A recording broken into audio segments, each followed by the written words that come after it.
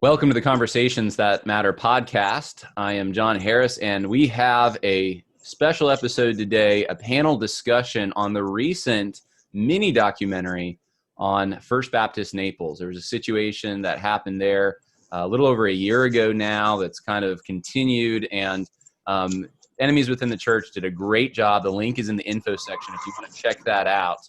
But this is more for people who have watched that already. So you may want to watch that video first and then come back to this interview, because we're going to talk about what's taken place since that interview or that documentary dropped, and get some additional reactions, some additional details from some of those who were closest to this situation. So I just want to welcome, first of all, we have Ronnie now with us. Thank you, Ronnie, for joining us.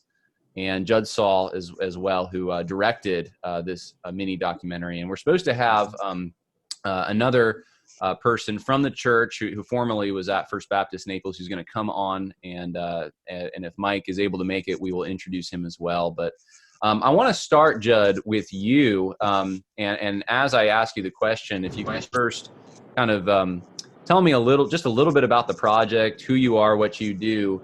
But the question that I want you to answer is, what's been the reaction to this mini documentary about First Baptist Church of Naples? We have had overwhelming positive response since we released the documentary. It has gone a lot further than I thought it would. And the most interesting thing is we're getting responses from churches all over the country. And we're getting responses from people within churches, and they're saying, wow, our church is going the same way, going woke, and people are putting up a fight to stop this in their churches. And so this documentary has inspired a lot of people. And we actually got word from a couple of pastors that were within the FBC that just said, after watching your documentary, we're done. We're out. Wow. Okay, so this is inspiring some people to fight, some people to leave the convention, it sounds like. Any negative reaction that you're aware of? Any SBC individuals or people within First Baptist Naples? I'm sure Ronnie's going to have something to say about this, but to you, Judd, have they said anything? I have not heard anything from within the SBC or within people from the other side at First Baptist Naples. Like I said, probably 50-1. For every 50 positive comments, we get one negative, but nothing directly from within inside First Baptist Naples. Okay. Yeah, interesting. Ronnie, why don't you tell us a little bit about, I know you're a member at the church that was in this documentary. Tell us a little bit about that, any reaction that you've seen. Just give us kind of the lay of the land there, if you would. Well, all the reactions I received has been very positive. And I'm surprised that I've been contacted by believers and some pastors from all over the country. That's been a surprise for me. This is so overwhelming for people. They are outmatched. The last time I saw this kind of disparity was when I was president of a school board of a public school system. And to try and bring change with the public school system machine opposing reform and change. That's the last time I saw this kind of disparity in power. The Wokies have learned. They've learned from First Baptist. And if you look at some of the other takeovers that they've been successful, they move much quicker than they did in Naples. It's surprising. By the time the remnant of believers organize, it's practically over. Well, it's almost like spiritual blitzkrieg. It seems like it's a shock, and almost like the election. Like Biden's the president-elect, and you can't ask any questions about the process. It's just, this is who it is. Ronnie, I was wondering, because I know you're still a member there. Has there been an attempt to make? I resigned my membership last night at 9 p.m. Okay.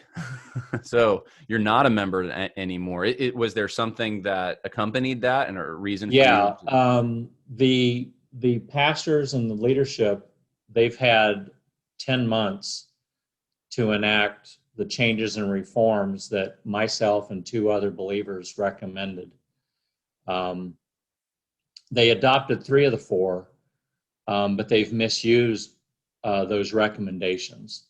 So what they've done instead, if you study the changes that they have already made or that they are bringing before a vote, the changes they are making is to concentrate power in themselves.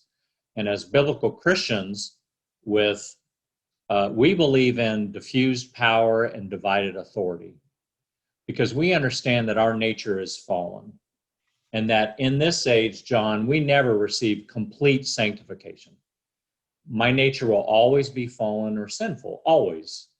That's the beauty of salvation and grace. So what they're doing is they're concentrating power, and I can go into specifics if you want me to, but they are neutering the rights of the minority, and they're moving towards majoritarianism. Now, Ronnie, you are a respected businessman in the community. How long have you been a member at FBC Naples? I was one of the newest members. Okay. I had lived. We have a lot of snowbirds here, right? And so I was splitting my time between North Carolina, where I belonged to Colonial Baptist, and here. So I transferred my membership over a year ago. Okay, so you kind of entered right as this was going on, and I did. I entered. But I attended there since 2004. Okay. But I didn't transfer a membership, and I always kind of stayed out of internecine fights. It's just been my nature. But when John David Eddy, when he wrote the letter, the public letter, accusing my brothers of being racist and a sickness and a cancer, and then terminated 17 of them without a Matthew 18 process, I felt led by the Holy Spirit to stand in the gap for my brothers. Well, Ronnie, you're well respected, still among many true brothers and sisters in Christ who know what you've done and sacrificed and the attempts you've made and your long suffering and patience in this. And I'm just so sorry that this has been your experience, but we're grateful that you're brave enough to come out. I want to turn, we have now Mike Dolan just entered the chat. Hi, Mike. Wow. How you doing? That is the most Christmas background. So, we're talking about this. You were featured in the First Baptist Naples documentary, and I know you were a member there. You're, a police officer and an evangelist as well, as I understand. Right. And so your heart is very much for the Lord, for foster children and these kinds of things. And this has been a hard situation for you and your wife. And I wanted to ask, first of all, before the episode last year that took place with Marcus Hayes and all of that, were you aware at all of a leftward drift at FBC Naples? Did you see anything that gave you a red flag? Hey, what's going on? Or did it just kind of hit you at once? No, it didn't hit us at once. In fact, not just myself, but several of the church members saw this drift coming. Martin Niemöller, a German theologian during the times of World War II, he famously said, because they first came for the socialists and I wasn't a socialist, I didn't say anything. And he goes on to say, because I wasn't a trade unionist and they went after the trade unionists, and I didn't say anything. And finally they came after me and there was no one left. That's, now don't misunderstand me. I'm not saying that, I'm not comparing what they're doing to Nazi Germany at all. But what I am saying is that one by one, they systematically picked off key leaders and key supporters for the pastor and for the church until there was nobody left but the pastor. As an example, about a year beforehand, we saw the executive pastor take the chief accountant and tell him, change your accounting methods and change the way you report this. And he was a good man, a solid accountant, and he refused to do it. And he led him to the door with security and fired him on the spot, running his own accountant. Uh, they uh, they took the security team, the pastor's personal. He sort of had a personal bodyguard, Yes. and they personally fired him. And then they dismantled the entire security team. Pastor has no more security. They took the pastor's best friend and a deacon, a longtime deacon who was in charge of church membership. How do we bring these new members into the church and get them engaged? And he personally dismantled his program, said it's no longer necessary. And each time these people go to the pastor and say, "Did you know? Did you know?" And the pastor would be, well, I wasn't in those meetings, but he would try his best to support his new pick for the executive pastor. And next thing you know, the pastor is approached by a personal friend who again was picked off by John David Eady.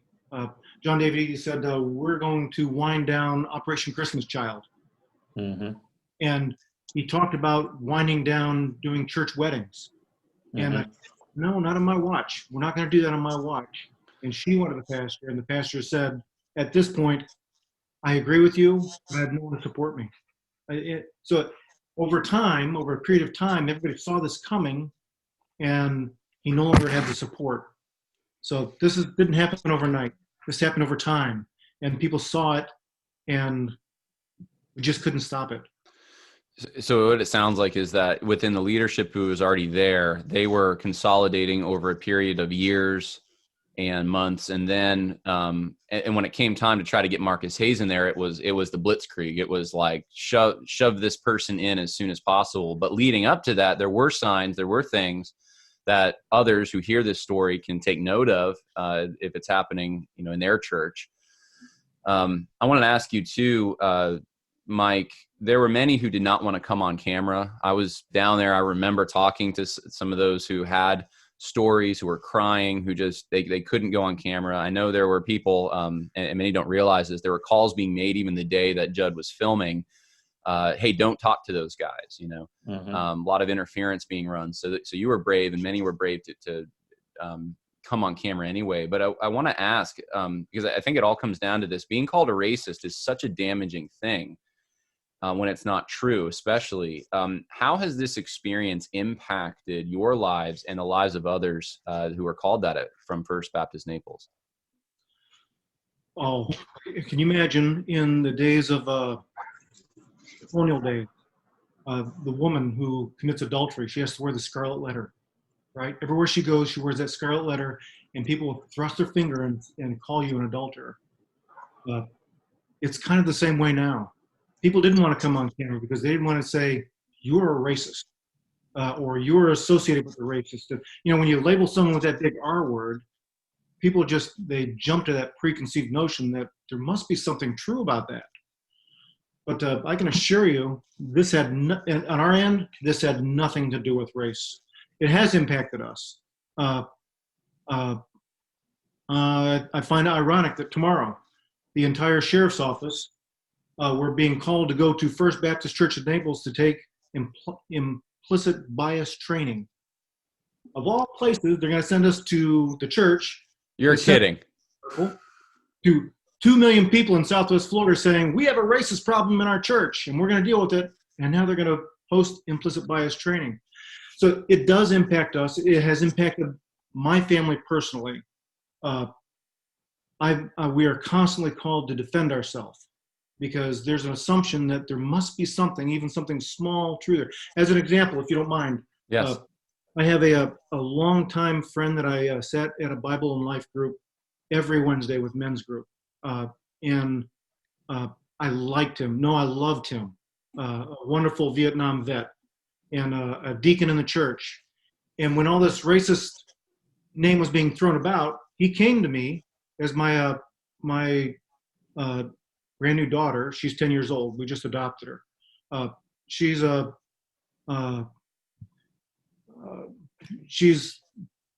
half black, half white, right? As she's running up and down the hallway, and he says, "Come on, Mike, you're a police officer. Tell me the truth. You guys, if there are two cars being used side by side, one's full of white men, one's full of black men, who are you going to pull over?" And I looked at him. I said, "I'm going to pull over the guy that breaks the law." Right. And he couldn't fathom that. But that's where that, when you label someone with that R word, the racist word, they automatically assume must be something there. And we are caused to have to defend that. And even after you defend that, they still walk away thinking, maybe there's a little bit something I missed. I want to ask, and this is really for anyone, and I want to say too, Mike, I'm so sorry for that, because you mentioned that story as well in the documentary, and I can tell that's a hard thing to go through for anyone, to be falsely accused. What I want to ask is, has there been any movement to try to, I mean legitimate movement, authentic, sincere, wanting to apologize from the leadership for the way that you all were treated? Have you heard anything? Ronnie or Mike? Oh, I'll jump in there if you don't mind. September 13th, 2019, I reached out to the chairman of the deacon and said, I don't know if I won't share his name, but I said, we had a very difficult conversation. There's sin in the camp. I need to meet with you and we need to reconcile. Never heard a word. October 26, 2019, I said, listen, I've been reaching out to you. You're not returning my calls, my texts, my email. We need to fix this because there's sin in the camp and we need to move on. As early as perhaps 2 months ago, I sent a note to the new executive pastor, Kevin Taylor, saying, listen, Kevin, I understand you're trying to reconcile. I have in my mission work, I've come across someone who is an expert at this. Let's come together. Let's fix this. And he sent a note back saying, I love you because the Bible says I must love you. Well, thanks, Kevin. But, forced love isn't really love at all, right? That it came across as disingenuous. But to answer your question, has anybody reached out to this family to reconcile? No, they have not. No. And that's unfortunate. Even since the documentary was dropped, Judd or Ronnie, because either of you, I think, would know something about this. I know there were some other stories that were not included in the documentary. For instance, orders, no trespassing orders sent to certain individuals, trying to hurt certain individuals' businesses because of the stand they took.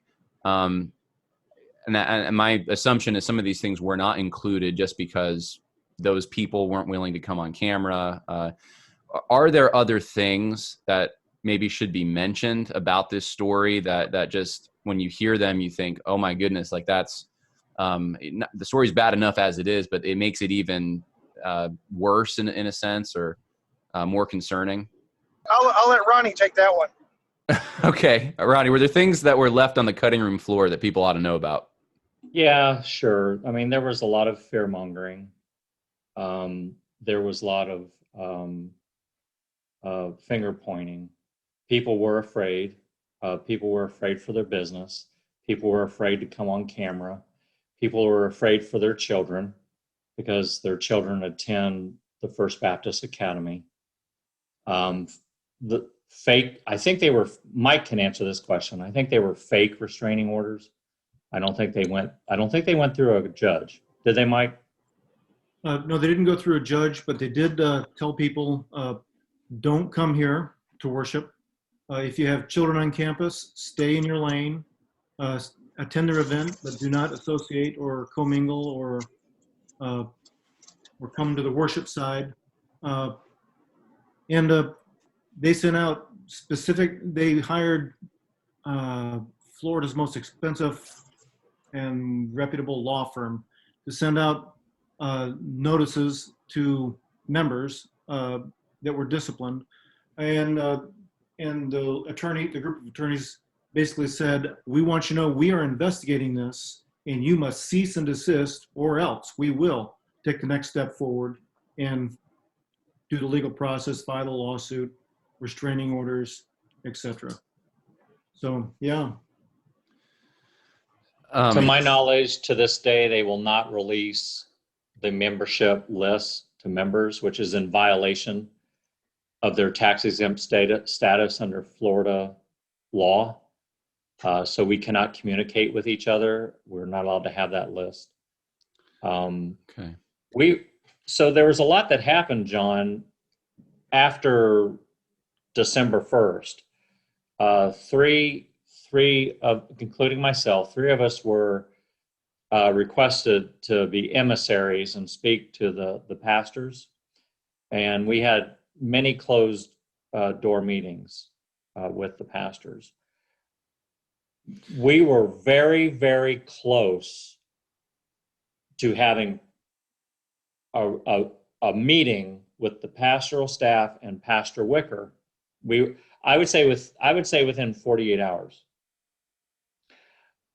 During that time, the pastoral staff decided to release to Pastor Wicker an accounting audit that they had done going years back and sent him a bill based on their audit, which blew up the entire restoration, the spirit of restoration, and a face-to-face meeting with the Wickers. I would say that was the most significant issue that came after December, which is when you all did your video. Right.